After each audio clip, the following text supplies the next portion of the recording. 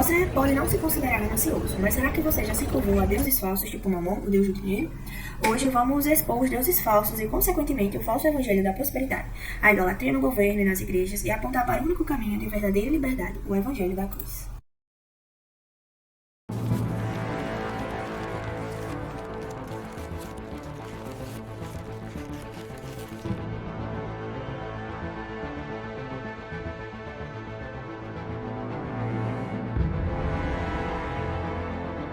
Graça e paz, pessoal. Meu nome é Suzane Martins e você está no Evangelho da Cruz. Jesus foi direto. Ninguém pode servir a dois senhores. Não podeis servir a Deus e a Mamon. Mateus 6:24. Desde os tempos antigos, o ser humano busca no dinheiro o que só Deus pode oferecer: segurança, identidade e redenção.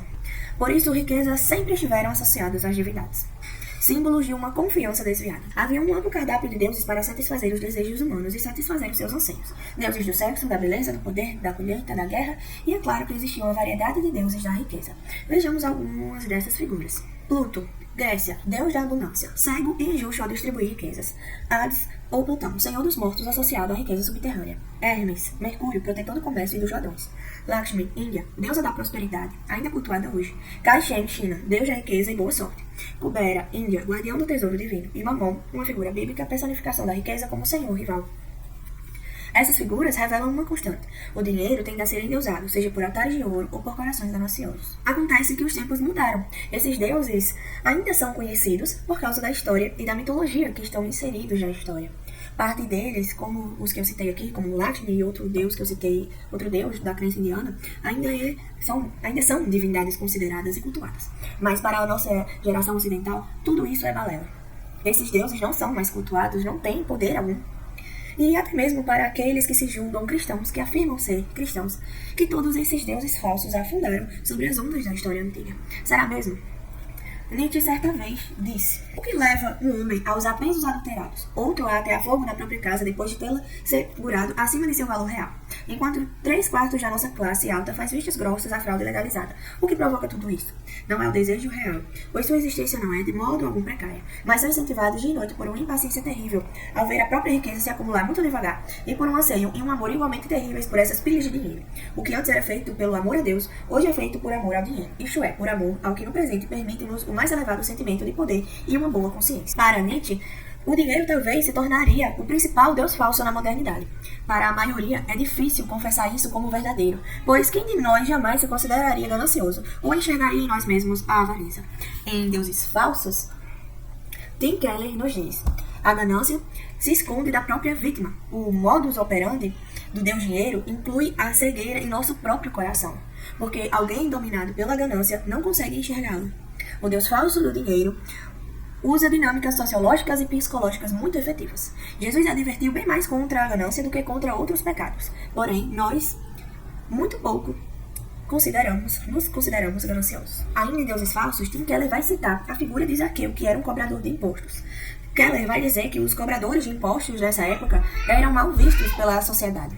E eles eram, se compararmos com figuras que conhecemos hoje, eram pessoas muito mal vistas, semelhante a os colaboradores dos nazistas durante a Segunda Guerra Mundial e os líderes dos cartéis de drogas. Mas Keller nos faz uma pergunta: o que poderia seduzir um homem, atrair família e o país e viver como um páreo da própria sociedade? O dinheiro. Segundo as próprias escrituras, a avareza também é uma forma de idolatria, pois nós nos tornamos ansiosos pelo dinheiro. Ainda segundo as escrituras, os idólatras fazem 3 coisas com os seus ídolos: amam, confiam nele e lhes obedecem. Essa idolatria nos torna servos do dinheiro. Keller vai dizer o seguinte sobre isso: a idolatria nos torna servos do dinheiro, quando servimos reis e magistrados terrenos. Assim vendemos a alma a nossos ídolos ao buscarmos neles significado, amor e segurança e confiança. Precisamos tê-los e, portanto, somos motivados a servi-los. Essencialmente, obedecer-lhes. Quando Jesus afirma que servimos ao dinheiro, usa uma palavra que indica um serviço solene oferecido a um rei e fundamentado em uma aliança. Se você vive para o dinheiro, é escravo dele. Se sua identidade e segurança estão em Deus, as riquezas não podem controlá-lo por meio da preocupação e do desejo. Ou você serve a Deus ou se entrega à escravidão a Mamon. Em parte alguma, essa escravidão é mais evidente que na cegueira de pessoas gananciosas para o próprio materialismo. Diante de tudo isso, podemos enxergar como o Deus falso do dinheiro ainda atua em nosso meio. Vejamos algumas dessas influências, a começar dos que estão infiltrados no meio da igreja e dos que se dizem povo de Deus. a pobre, miserável, antibíblica teologia da prosperidade.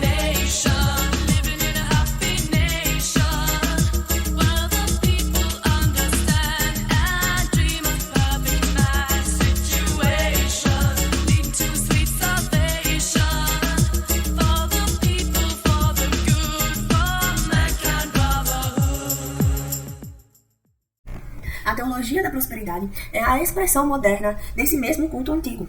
Prega que Deus deve riquezas aos fiéis, como se a fé fosse moeda de troca. Transformou a cruz em contrato e o Cristo sofredor em sócio. Mas Jesus não prometeu conforto, prometeu cruz. Ele diz lá em João 16:33, no mundo tereis aflições. O evangelho não é um caminho para ficar rico, é o anúncio de que fomos feitos vivos com Cristo, mesmo que sejamos pobres nesse mundo. A verdadeira prosperidade não está na nossa conta bancária, mas em ser achado em Cristo. Mamão no governo, o escândalo do Petrolão. O Brasil poderia ser outro país, não fosse a fortuna perdida com a corrupção. São bilhões desperdiçados. Levantamentos da Polícia Federal mostram que os desvios da corrupção passaram de 48 bilhões nos últimos 4 anos. Uma média de 33 milhões de reais desviados por dia.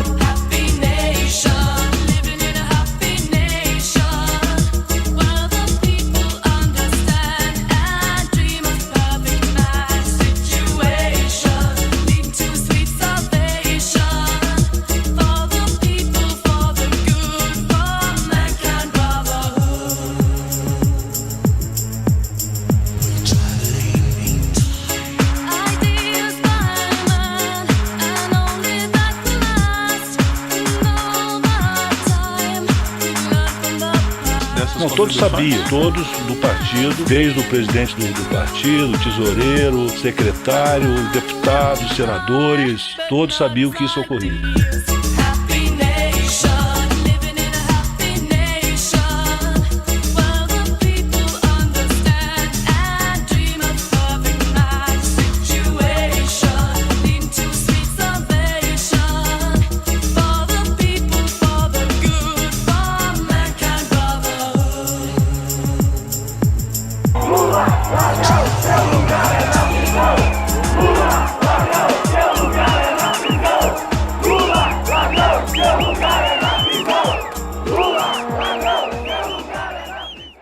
O escândalo do século e o Deus do dinheiro no Brasil.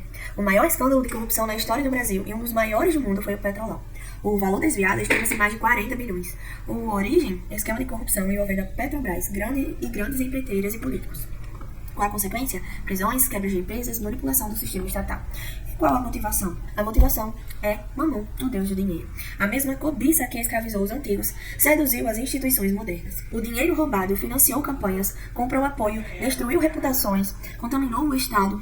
Um templo moderno foi erguido, não com colunas de mármore, mas com petróleo, propina e poder. Enquanto o escândalo do Petrolão revelou o topo da corrupção institucional, o brasileiro comum continua esmagado sobre outra forma de idolatria ao dinheiro.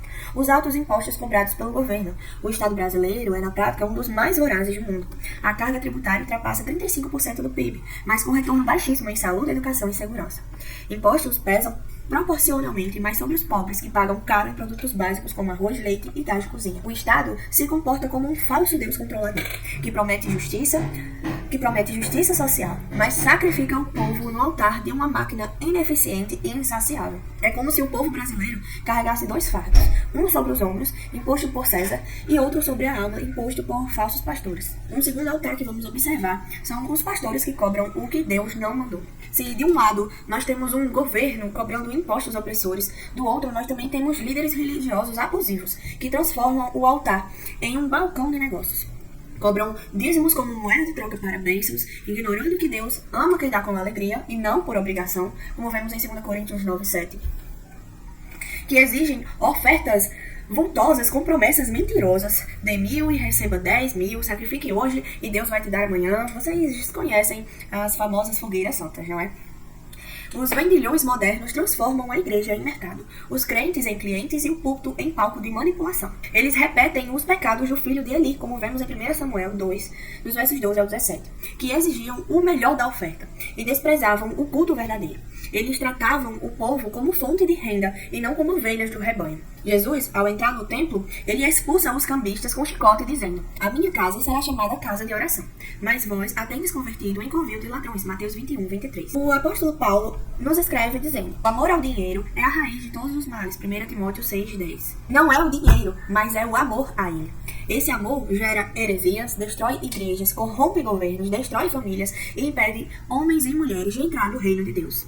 Quando o dinheiro ocupa o trono, Deus é expulso do coração. Quando o evangelho é distorcido para se tornar um atalho para a riqueza, o inferno se disfarça de bênção. O Brasil sofre não só por causa de corruptos em Brasília, mas também por causa de falsos profetas nos púlpitos, que exploram a fé alheia. Ambos servem ao mesmo Deus, Mamon, o senhor da cobiça e do controle. O Estado se transveste de salvador, mas rouba. A igreja, principalmente as igrejas neopentecostais corrompidas, se veste de profeta, mas explora. E o povo sofre, ora com medo de punição fiscal, ora com medo de maldição espiritual.